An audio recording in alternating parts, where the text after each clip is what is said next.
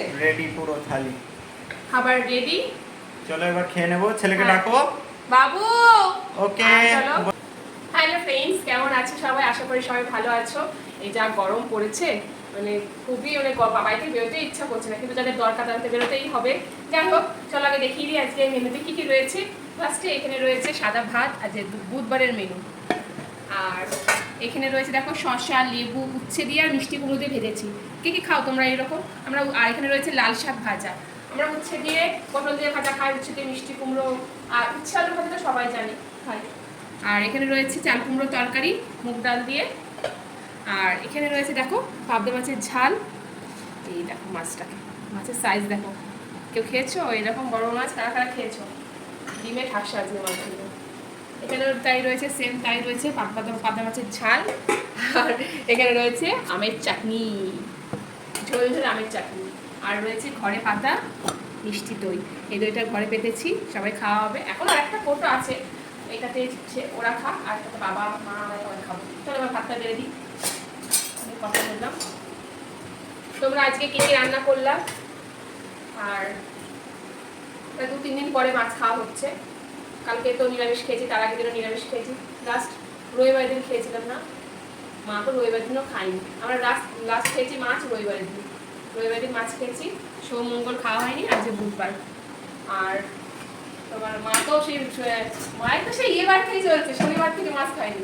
সেই শুক্রবার লাস্ট মাছ খেয়েছি। শুক্র, শনি, রবি, সোম, মঙ্গল, বুধবার 4 দিনের মাথায় মা মাছ খাবে। আর এখানে দিয়ে দিচ্ছি লেবু, দেবো শসা। সকালে ভাবলাম শসা খাবো, মনেই নেই শসা। আর দেবো শাক ভাজা। শাক আগে খাবো না উচ্ছে আগে খাবো? হ্যাঁ, দিয়ে দিলাম উচ্ছে। কখন উচ্ছে মিষ্টি কুমড়ো ভাজা পটল বলছি। দেবো তরকারি, চাল কুমড়োর তরকারি। চাল কুমড়ো তরকারি কিন্তু নারকেল দিয়ে করলে আমার ভালো লাগে, নারকেল দিয়ে খেতে বেশি ভালো লাগে। আবার এই বাড়িতে দেখি কি ডালের মটর ডালের যেরকম চাপাতিগুলো চাটনি করে যেগুলো খাই, সে মটর ডালের চাটনি করে খাই। কিন্তু তোমার হচ্ছে আমার বেশি ভালো লাগে নারকেল কোড়া দিয়ে। নারকেল কোড়া দিয়ে আমার বেশি ভালো লাগে। হ্যাঁ, যখন যেরকম হয়, সবসময় তার হয় না, থাকে না সব কিছু, তাই না? মাছ,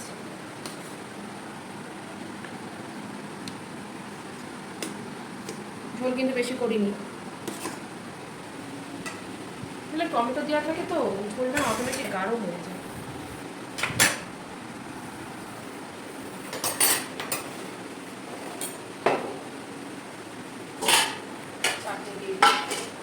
আমের চাটনি, যদি শুধু আমের টক খাওয়া হয় না, ওইটা কিন্তু খুব উপকার। মানে পুরো কোনো মিষ্টি টিষ্টি না দিয়ে আমটা যদি আমের ঝোলটা যদি খাওয়া হয় না, আমার নাকি গায়ের রোগ লাগে না খেলে। ওই জন্য খাওয়া নেই, খুব উপকার। ঠিক আছে, আর এখানে দেখো দইটা দিয়েছি। মোটামুটি হয়েছে দইটা, কারণ যে টক দইটা নিয়ে এসেছিলো সেই টক দইটা আমার খুব একটা জুতো লাগলো না। এর আগে নিয়ে এসেছিলো দইটা আমার খুব ভালো হয়েছিল, জমাট হয়েছিল। এই দেখো দিয়ে দিয়েছি। এই দেখো বরের খাবার রেডি করে দিয়েছি। চলো এবার ছেলের খাবারটা বেড়ে দিই, তারপরে ওরা খেতে বসুক।